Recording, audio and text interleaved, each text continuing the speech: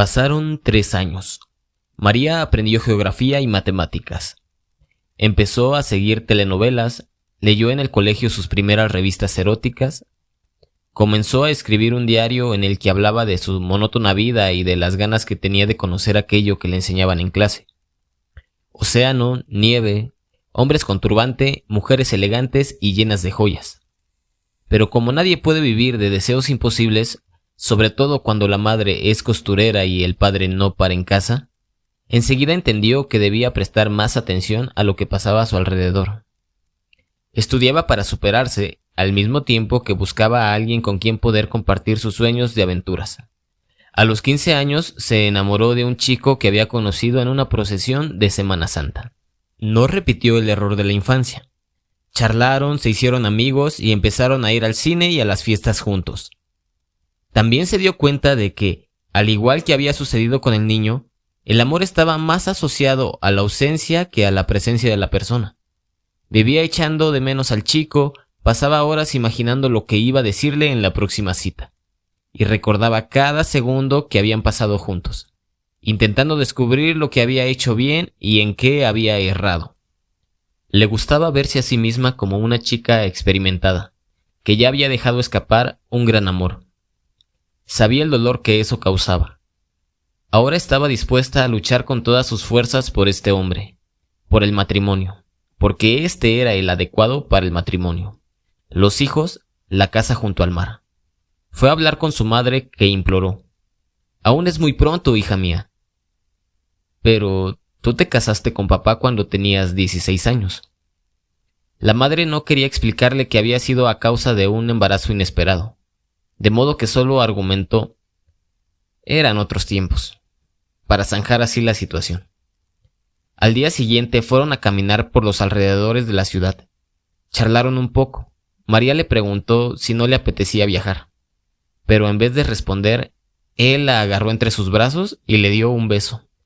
El primer beso de toda su vida, como había soñado con aquel momento. Y el paisaje era especial. Las garzas volando, la puesta de sol, la región semiárida con su belleza agresiva, el sonido de una música a lo lejos. María fingió reaccionar contra el impulso, pero después lo abrazó y repitió aquello que había visto tantas veces en el cine, en las revistas y en la tele. Restregó con violencia sus labios contra los de él, moviendo la cabeza de un lado a otro, en un movimiento semirrítmico medio descontrolado. Notó que de vez en cuando la lengua del chico tocaba sus dientes y lo encontró delicioso. Pero él dejó de besarla de repente. «¿No quieres?», preguntó. ¿Qué debería responder? ¿Qué quería? Claro que quería. Pero una mujer no debe comportarse así, sobre todo ante su futuro marido, o se pasará el resto de la vida desconfiando porque ella lo acepta todo con mucha facilidad. Prefirió no decir nada. Él la abrazó de nuevo, repitiendo el gesto, esta vez con menos entusiasmo. Volvió a parar, rojo, y María sabía que algo andaba muy mal. Pero tenía miedo de preguntar. Lo cogió de la mano y caminaron hasta la ciudad, charlando sobre otros asuntos como si nada hubiese pasado. Aquella noche, escogiendo algunas palabras difíciles porque creía que todo lo que escribiese sería leído algún día, y segura de que algo muy grave había ocurrido, anotó en su diario: «Cuando conocemos a alguien y nos enamoramos, tenemos la impresión de que todo el universo está de acuerdo. Hoy sucedió en la puesta de sol. Sin embargo, aunque algo salga mal, no sobra nada. Ni las garzas, ni la música a lo lejos, ni el sabor de sus labios. ¿Cómo puede desaparecer tan deprisa la belleza que ahí había hace unos pocos minutos? La vida es muy rápida, hace que la gente pase del cielo al infierno en cuestión de segundos». Al día siguiente fue a hablar con sus amigas. Todas la habían visto salir a pasear con su futuro novio. Después de todo, no es suficiente tener un gran amor, también es necesario hacer que todos sepan que eres una persona muy deseada. Sentían mucha curiosidad por saber qué había pasado, y María, muy orgullosa, dijo que la mejor parte había sido cuando su lengua le tocaba los dientes. Una de las chicas se rió. «¿No abriste la boca?», De repente todo estaba claro. La pregunta, la decepción. ¿Para qué? Para dejar que la lengua entre. ¿Y cuál es la diferencia? No tiene explicación, se besa así. Risitas escondidas, aires de supuesta compasión, venganza conmemorada entre las chicas que jamás habían tenido un pretendiente. María fingió que no le daba importancia, también rió, aunque su alma llorase. Secretamente blasfemó contra el cine donde había aprendido a cerrar los ojos, a agarrar la cabeza del otro con la mano, a mover la cara un poco hacia la izquierda, un poco hacia la derecha, pero que no mostraba lo esencial, lo más importante. Elaboró una explicación perfecta. No me quise entregar ya, porque no estaba convencida, pero ahora he descubierto que tú eres el hombre de mi vida, y aguardó hasta la próxima oportunidad.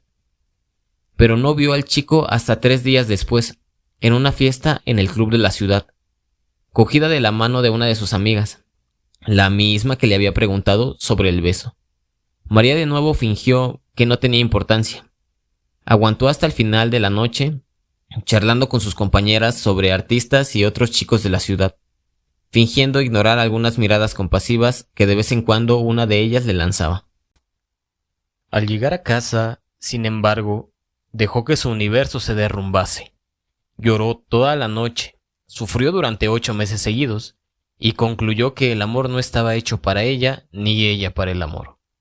A partir de ahí, empezó a considerar la posibilidad de hacerse monja, y dedicar el resto de su vida a un tipo de amor que no hiere, ni deja marcas dolorosas en el corazón. El amor a Jesús. En el colegio hablaban de misioneros que se iban a África, y ella decidió que ahí estaba la solución a su vida vacía de emociones. Hizo planes para entrar en el convento, aprendió primeros auxilios, ya que según algunos profesores moría mucha gente en África. Se dedicó con más ahínco a las clases de la religión y comenzó a imaginarse como una santa de los tiempos modernos, salvando vidas y conociendo la selva, donde vivían tigres y leones. Pero aquel año, de su 15º aniversario, no solo le había reservado el descubrimiento de que el beso se da con la boca abierta, o que el amor es sobre todo una fuente de sufrimiento. Descubrió una tercera cosa, la masturbación. Fue casi por casualidad, jugando con su sexo mientras esperaba a que su madre volviese a casa. Acostumbrada a hacerlo cuando era niña, y le gustaba mucho esa sensación agradable, hasta que un día el padre la vio y le dio una zurra, sin explicarle el motivo. Jamás olvidó esa paliza, y aprendió que no debía tocarse delante de los demás. Como no podía hacerlo en medio de la calle y como en su casa no tenía una habitación para ella sola, se olvidó de la sensación agradable, hasta aquella tarde. Casi 6 meses después de aquel beso. Su madre tardaba. Ella no tenía nada que hacer. El padre acababa de salir con un amigo, y a falta de un programa interesante en la tele, comenzó a examinar su cuerpo, con la esperanza de encontrar algún pelo no deseado, que enseguida sería arrancado con una pinza. Para su sorpresa, notó una pequeña pepita en la parte superior de su vagina. Se puso a juguetear con ella y ya no pudo parar. Era cada vez más placentero, más intenso, y todo su cuerpo, sobre todo la parte que estaba tocando, se estaba poniendo rígido. Poco a poco fue entrando en una especie de paraíso. La sensación fue aumentando de intensidad. Notó que ya no veía ni oía bien. Todo parecía haberse vuelto amarillo, hasta que gimió de placer y tuvo su primer orgasmo. Fue como si hubiese subido al cielo y ahora bajase en paracaídas lentamente a la tierra. Su cuerpo estaba bañado en sudor, pero ella se sentía completa, realizada, llena de energía. Entonces, el sexo era aquello. ¡Qué maravilla! Nada de revistas pornográficas en las que todo el mundo hablaba de placer, pero nadie ponía cara de dolor. Nada de necesitar hombres a los que les gustaba el cuerpo, pero desperdiciaban el corazón de una mujer. Podía hacerlo todo solita. Repitió una segunda vez, ahora imaginando que era un actor famoso el que la tocaba, y de nuevo fue hasta el paraíso y bajó en paracaídas. Todavía más llena de energía. Cuando iba a comenzar por tercera vez, su madre llegó. María fue a hablar con sus amigas sobre su nuevo descubrimiento, esta vez evitando decir que había probado por primera vez hacía pocas horas. Todas, excepto dos, sabían de qué se trataba, pero ninguna de ellas había osado tocar el tema. En ese momento María se sintió revolucionaria, líder del grupo, e inventando un absurdo juego de confesiones secretas, le pidió a cada una de ellas que contase su manera preferida de masturbarse. Aprendió varias técnicas, cómo hacerlo debajo de las mantas en pleno verano, porque decía una de ellas, el sudor ayudaba. Una pluma de ganso para tocarse en ese sitio. Ella no sabía el nombre de ese sitio. Dejar que un chico lo hiciese. A María eso le parecía innecesario. Usar el chafariz del bidet. En su casa no tenían, pero en cuanto visitase a una de sus amigas ricas, lo probaría. En cualquier caso, al descubrir la masturbación y después de usar alguna de las técnicas sugeridas por sus amigas, desistió para siempre de la vida religiosa. Aquello le daba mucho placer, y por lo que insinuaban en la iglesia, el sexo era el mayor de los pecados. Se enteró de algunas leyendas al respecto por sus amigas. La masturbación llenaba la cara de espinillas, y podía conducir a la locura o al embarazo. Aún así, corriendo todos estos riesgos, continuó dándose placer al menos una vez a la semana, generalmente los días miércoles, cuando su padre salía a jugar a las cartas con los amigos. Al mismo tiempo se sentía cada vez más insegura en su relación con los hombres, y más ansiosa por marcharse del lugar en el que vivía. Se enamoró una tercera, una cuarta vez. Ya sabía besar, tocaba y se dejaba tocar cuando estaba a solas con sus novios. Pero siempre sucedía algo, y la relación terminaba justo en el momento en el que ella, por fin, estaba convencida de que aquella era la persona adecuada para pasar con ella el resto de su vida. Después de mucho tiempo, terminó concluyendo que los hombres solo aportaban dolor, frustración, sufrimiento.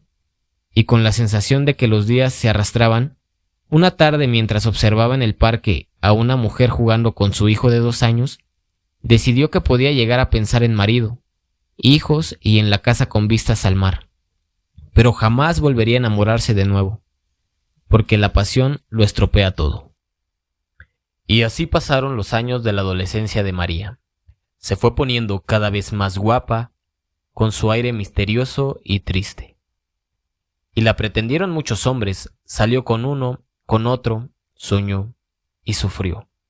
A pesar de la promesa que había hecho de no volverse a enamorar, en una de esas citas perdió la virginidad en el asiento trasero de un coche. Ella y su novio se estaban tocando con más ardor que de costumbre.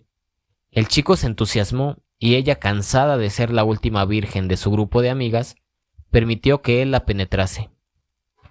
Al contrario de la masturbación que la llenaba y la llevaba hasta el cielo, aquello simplemente la dejó dolorida y con un hilo de sangre que manchó su falda y que le costó limpiar.